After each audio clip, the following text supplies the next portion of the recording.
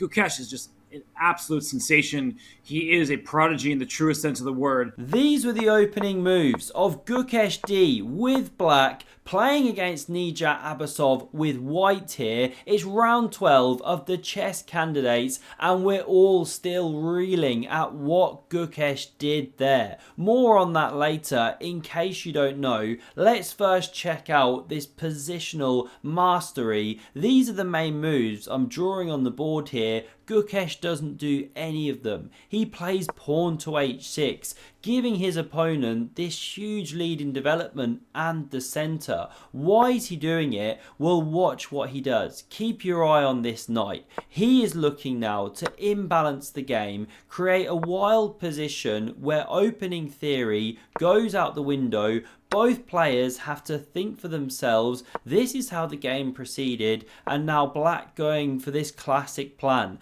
to shatter the white pawns. White allows it. Why? Well, although these can be weak in future and targeted as highlighted, white now gets this huge initiative with the pawns in the centre rumbling. e5 is on the way, and if you go d6, doesn't really help matters. White plows on, you get this huge initiative. Here's a sample line. Good luck developing your queen side. The queen not sitting pretty. The rook's coming to the d file. So no d6. What does Gukesh do?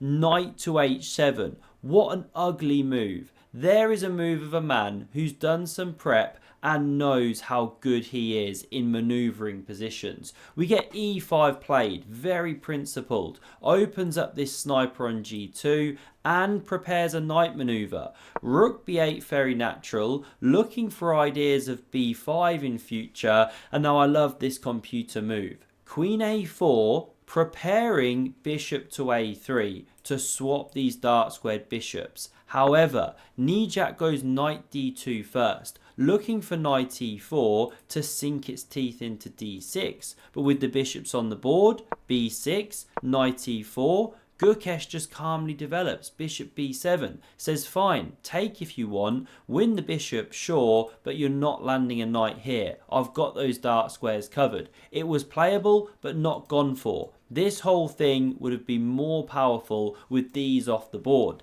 This is where you get micro inaccuracies from Nijat as the weaker player. h4, another move, not quite in the character of the position. Sure, it stops a knight jump, but now queen c7, rook d1, and bishop takes on e4. Excellent move from Gukesh. Giving up the bishops, yes, but now he gets castled. He's just unravelling the forces and he wants to look for play on the queen side. Now after bishop f4, white's still enjoying the space. Rook fd8, rook d2 prepares to double, but knight f8, what a star this is. Nijat goes h5 to stop this knight hopping here, but regardless, it keeps an eye on any mate threats in future. You know, picture a bishop on d3 and that battery, and it holds this weakened backwards pawn. So meantime, what can Gukesh do? Bang, b5.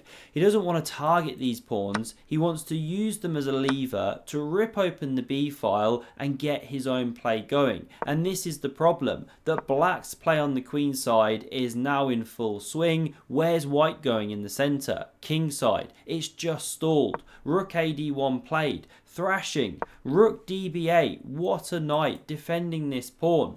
We get a4 now played and it's not so precise. The pawn becomes a weakness. You could have just sat on the position and it's roughly level. But this was selected looking for bishop b5, and now watch how Gukesh just takes over. Rook b3 played. Pawn targeted, defended now with rook d3, but some rook move here would have been more precise. The problem with this is you've now blocked the scope of the bishop. So after rook a3 targeting this pawn, there's no bishop b5 to defend. This is the big problem. Therefore rook f3, opening the bishop to come to b5, but what a star move this is from Gukesh. Love this one. My second favourite move of the game after knight h7. He goes queen to c6. Double attack on the queen on e4, pawn on a4, so taking is forced as the only good move. Pawn recaptures, you've shattered your own pawns, sure, but it's no longer backwards and attacked, and this one is dropping. How do you defend it? You don't. So white brings the rooks back, doubles them on the file, and Gukesh picks up a pawn. He's one to the good. He's successfully imbalanced and is outplaying, outmaneuvering his opponent. We get rook a2. Sure, take on c6, but I crash through to your king. So the rook covers the file, or rank even. We get an exchange, rook recaptures, rook c8 doing some defense. They're coming up on time control. This is move 32 with bishop to e4. a5, past pawns are made to be pushed, and rook a2. Top engine line, the Silicon Overlord wants to force bishop b6, but bishop c2 played, and now a great move. Breaking out, finally. This knight was sat dormant but looks to gallop into the game after g5.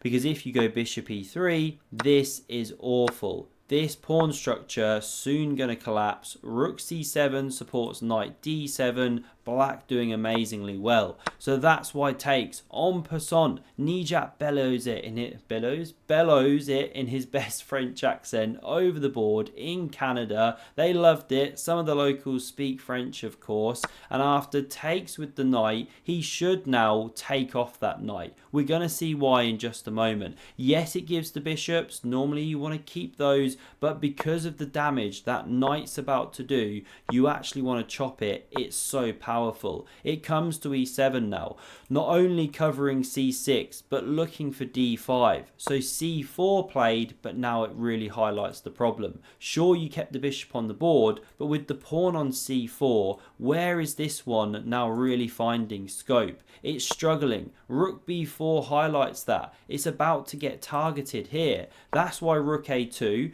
Bishop b4 now comes. King f3, and what a switch from Gukesh. He goes for the new file here. There's no rook d2. What a monster this is. We get bishop e3 played. The rook invades. Here comes the king, but rook c3 and c4 is collapsing. I mean, this is Magnus-esque probing. It really is very, very impressive. What to do? c5, makes things worse, but it's so tough. Whatever you do. Does Gukesh even take the pawn? No. Then bishop d2, and your rook starts running a little bit out of squares, so knight d5 played. Way more powerful and sets up a threat. If you capture this pawn here, can you find the tactical shot for black? Wins the game on the spot. It would be resignation town, population Nijat. The move you play is rook takes on e3, and it's not so easy to spot because it then opens up a knight fork, which wasn't possible when the rook sat there. But that was the move. So the pawn on c6 not touched. Rook c2 instead. Now we get takes. Bishop recaptures and a4. Great move. More use of tactics. Bishop takes. Runs into knight c3 check. And the bishop drops off the board. So king d3 marching in. a3 now played, looking for a2. So bishop b3 covers. King g6, Gukesh activates. Bishop d4 now centralizing. King g5.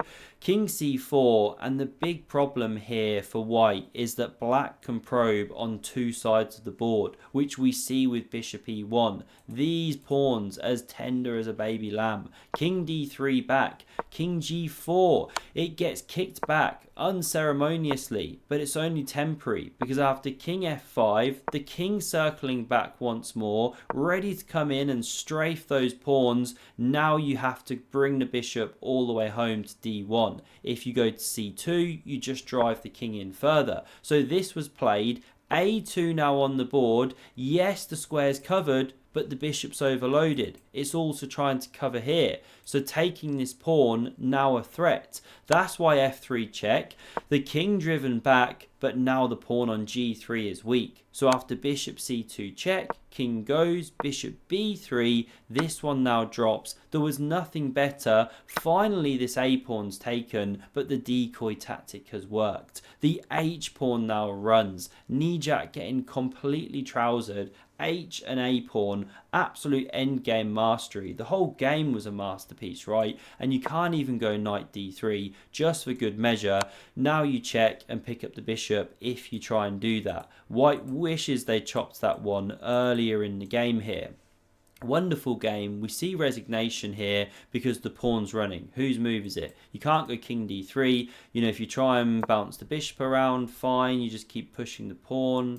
Yeah, down to here. Can't stop it. What to say? You're going to lose a piece, and with it the game. King's still marching in.